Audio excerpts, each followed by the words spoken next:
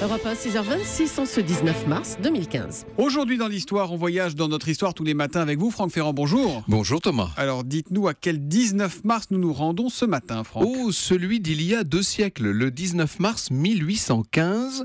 Nous poursuivons en effet ce matin notre évocation du bicentenaire des 100 jours. Vous savez, ce retour de Napoléon à Paris après son exil à l'île d'Elbe sur décision des Alliés.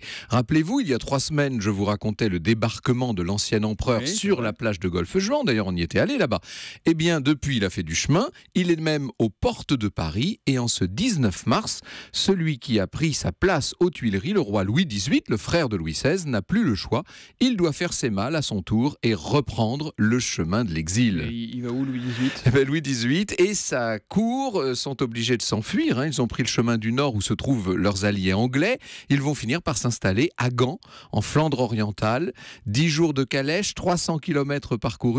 Ça ressemble tout de même à une fuite piteuse, cette affaire. Et disons-le, pour le roi obèse et pour sa cour et pour tous ses fidèles, ça commence à ressembler à une mauvaise blague. Avant de devenir roi, celui qui s'appelait le comte de Provence avait tout de même passé un quart de siècle en exil. Ça commence à faire. Et oui, de 1791 à 1814. Eh bien, il avait cru être débarrassé de Napoléon, et voilà que ça recommence. Et oui, parce que Napoléon, Franck, se réinstalle au pouvoir. Oui, en tout cas, il va s'y réinstaller dans les jours qui suivent et instaurer une version remaniée, modernisée de l'Empire. Vous savez ce qu'il en est, si on parle des 100 jours, c'est que l'expérience n'a duré que 3 mois, jusqu'au fameux 18 juin 1815, Waterloo, évidemment.